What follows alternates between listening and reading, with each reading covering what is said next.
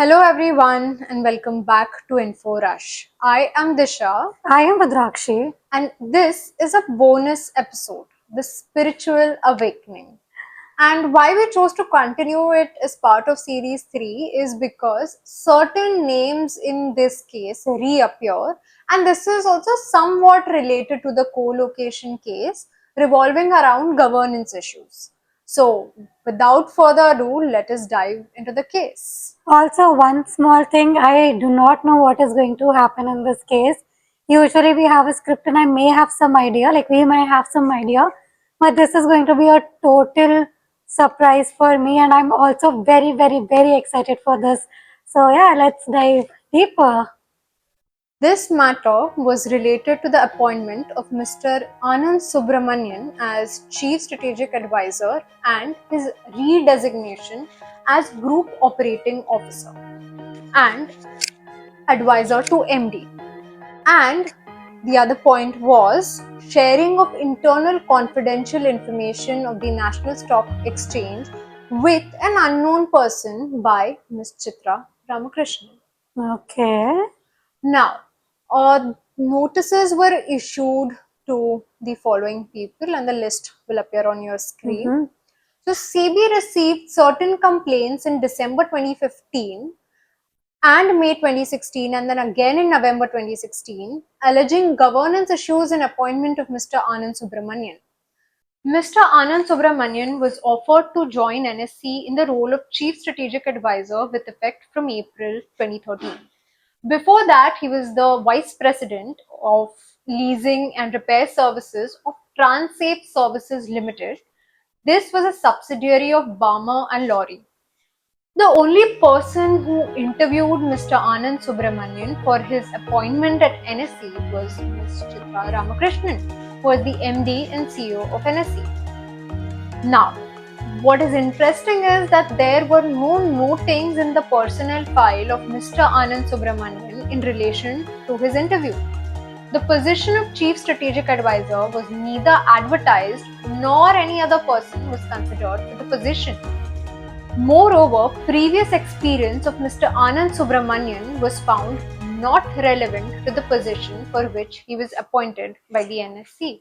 I mean, this is so weird. I mean, when you reach at that top position of chief CX or whatever the designation is, there are a lot of interviews and a lot of, either you get promoted through the internal process or even if you come in from external organization, there's a lot of scrutiny, a lot of background check, and there is some background to something whenever Exactly. that person comes in. Just one person is taking interview. Yes. So I don't know.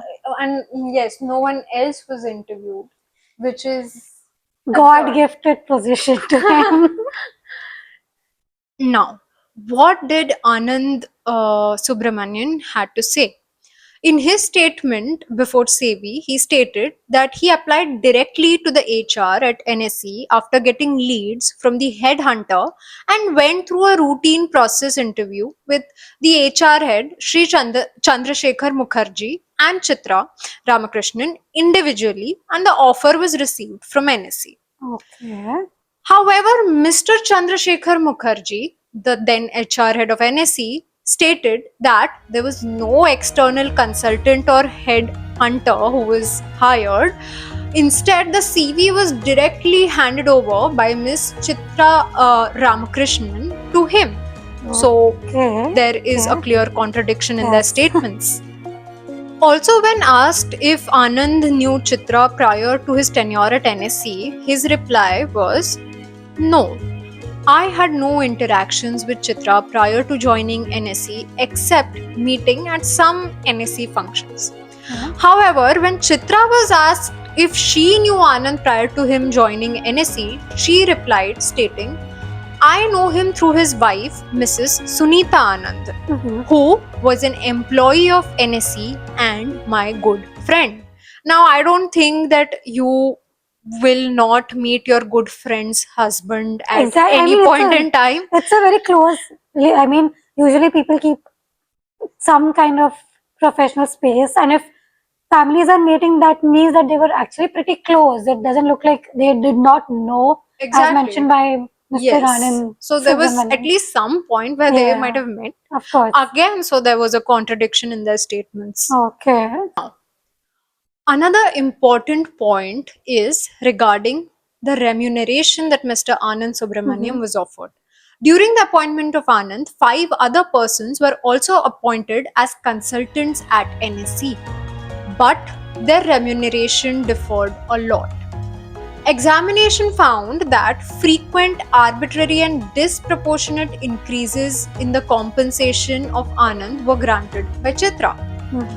Anand was offered the role of Chief Strategic Advisor at an annual compensation of around 1.6 crores for part-time working as a consultant for 4 days in a week. I mean, that's the dream. True. Compensation of Mr. Anand Subramanian was increased from rupees 1.6 crore per annum to rupees 2 crore per annum. What? Okay. Yes. Continue, sorry. Now, this is not the surprising part. Okay. The surprise is yet to come. The increase given was at the highest level, rating as A plus in the organization. But there was no record of the evaluation of his performance. Oh. The National Remuneration Committee was informed that as he directly reported to the CEO evaluated him and recommended the enhancement.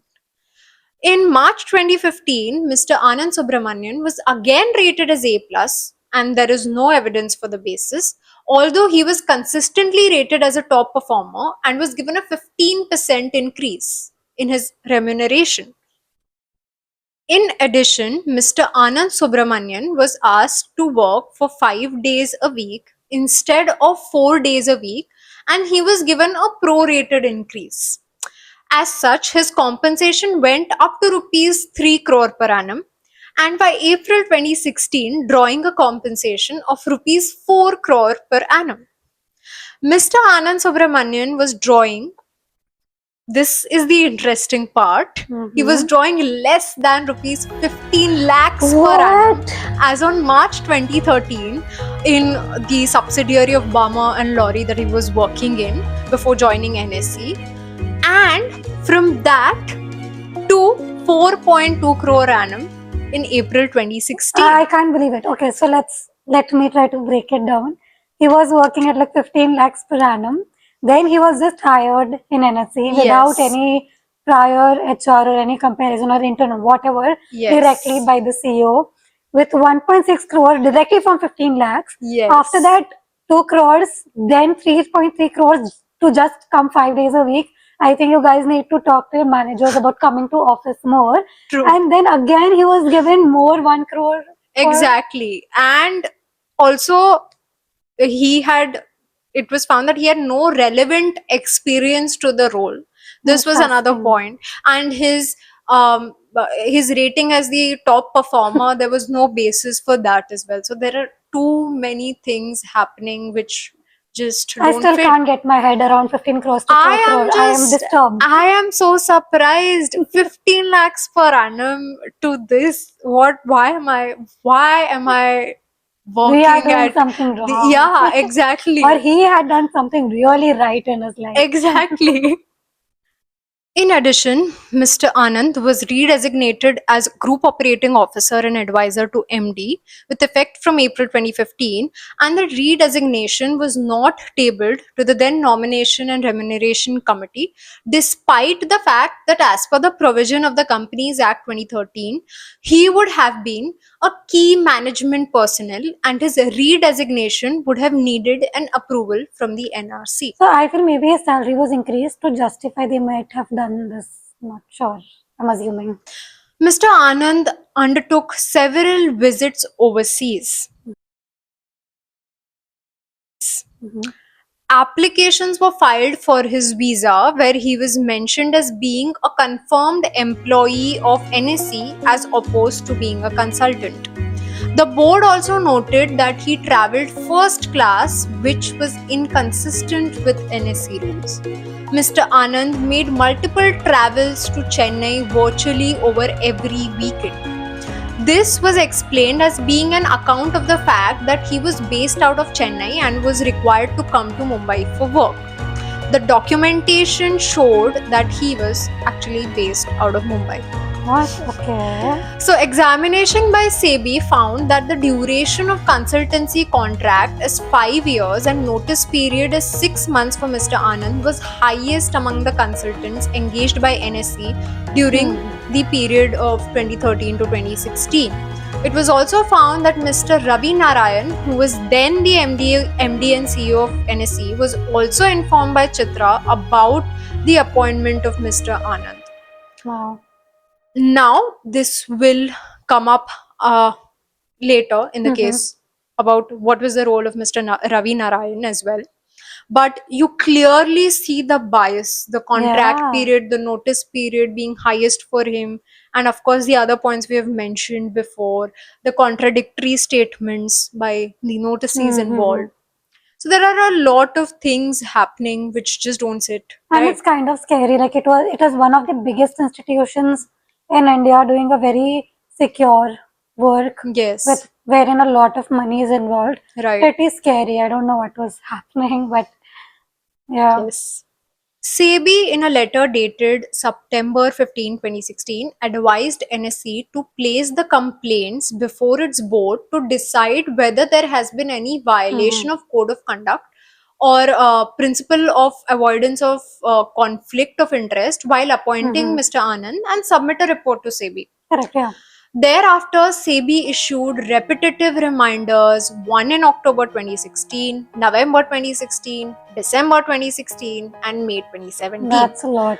And finally, NSE submitted a report in November 2017. That's almost an year. Yes, exactly. SEBI examination found that NSE and its board were aware of such grave irregularities and misconduct on the part of Ms. Chitra on appointment of Mr. Anand in the NRC and board meeting of NSE held in October 2016.